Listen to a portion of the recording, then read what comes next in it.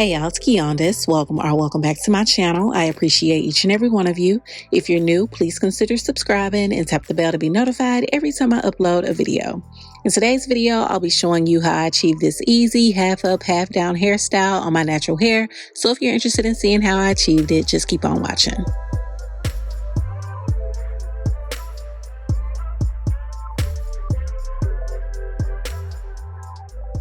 So before we get started, this is actually the hairstyle that prompted this tutorial. I did this hairstyle for a concert and it was achieved on blown out hair. The tutorial is included within one of my recent vlogs. I'll be sure to link it for those of you who are interested in what I have going on behind the scenes. Anywho, the next clip you're about to see is pulled from that same vlog and we will pick up this tutorial from there.